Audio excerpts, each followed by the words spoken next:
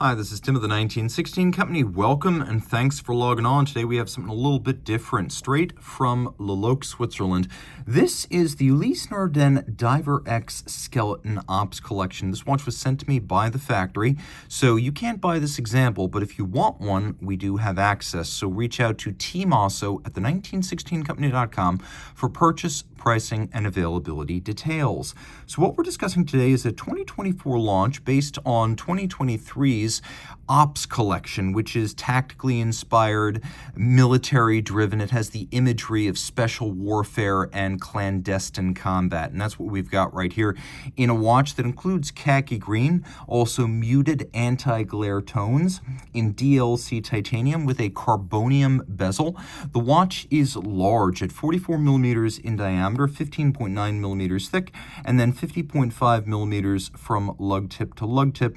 It's a watch that wears large on the wrist, though ergonomically, I would say it does not wear larger than its rated size. It's fairly true to size. Part of that due to this unique compound bracelet and strap that includes a double-hinged ceramic link.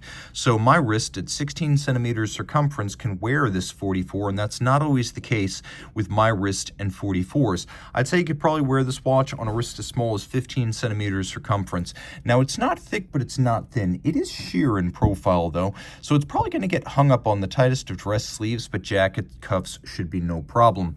Taking a look down the barrel one more time and over the top shot, that angle always exaggerates the width of the watch. And then you've got your cuff shot right there.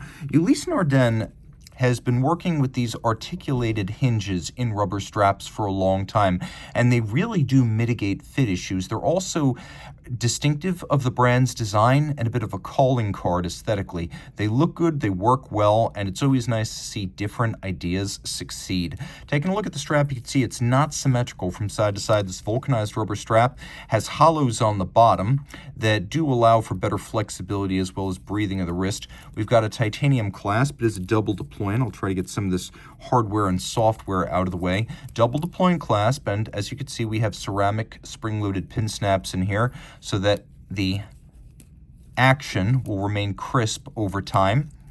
With twin triggers, it cannot pop open inadvertently. You have to press both of them simultaneously. This is a tapered strap, matte finished, and you can see on the bottom it features a little bit of relief to increase the flexibility of the strap all around.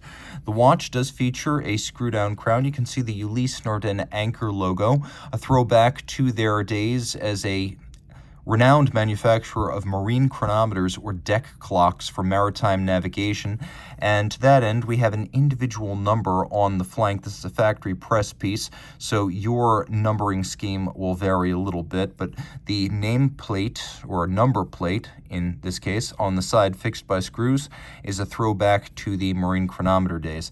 Now, the case is simple. You can see we have fluted lugs that are blended into the case band. Everything's muted. DLC diamond-like carbon is very scratch resistant, so this watch will retain its good looks long term. We do have the screw down action to the crown. The watch is 200 meters water resistant. You can see that there are little crown shoulders, and they are a polymer. And this little bit of nylon is actually recycled from discarded fishing nets, and that is part of the calling card of Ulysse Nardin under its new management, ecological conservation and sustainability. The watch features a bezel with a very positive click, detent, and precise 120 click action. You can see that the knurling of the bezel, alternately satinated and polished, very large, blocky, and sharp, so it's easy to grip this bezel with hands that might be wet, sweaty, or gloved. You can see it's got a little bit of a dished profile as it's concave, and then we have this carbonium carbon fiber composite that is made from a discarded carbon fiber. So part of the idea here is that you've got carbon fiber that's been reclaimed from other industrial purposes, and no two will be exactly alike because of the way the resin and the carbon fiber sets and cures. So let's do a quick lume shot so you can get a sense of this watch. One of the features I love most is that the bezel is fully lumed, so you don't have to guess once you get past the bezel pearl. You can read individual minutes up to the first 20, and then you can easily read the 5-minute blocks. So this is a better bezel, whether you're diving or just using it to time cooking, the kids' time out, or maybe the intervals between meetings. You can also see all three hands here are lumed, and that's important because it's important to know if your dive reference is still running in low light conditions, which are often found underwater. The dial is open. You can see the X motif that's become characteristic of many UN watches these days. It gives you a lot of the action of a tourbillon without the expense, as we have this dial side visibility of the balance and the escapement. You can see the motion works at center, the minute wheel driving the hour wheel. We also have the keyless works. We have the clutch spring, the winding pinion, the crown wheel, and the setting lever, and I'll demonstrate all that right now. As you pull the crown out, you can see all of that in action. The watch does not feature hacking seconds, but that's really the only feature it does not have.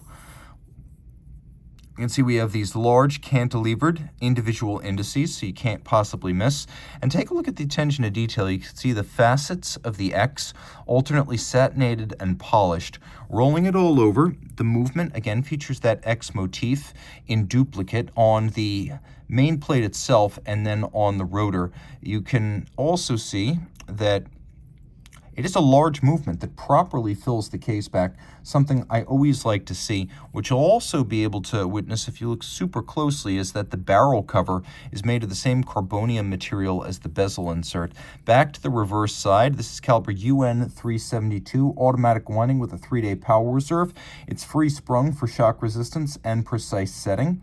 It pivots on 23 joules. It beats away at 3 hertz. And it's worth mentioning that it features not just an anti-magnetic silicon hairspring, not just an optimized silicon and white gold free-sprung balance, but a synthetic silicon escapement that is coated with synthetic diamond. It's called a diamond sil. And together, they reduce oscillating mass, reduce susceptibility to magnetism, and then they also reduce the need for lubrication. All of these are advantages to the end user, and Ulysse Nardin, through its Sigatech subsidiary, probably the smallest company in Switzerland that is able to make its own silicon componentry, which is deeply impressive and for which they have my absolute respect.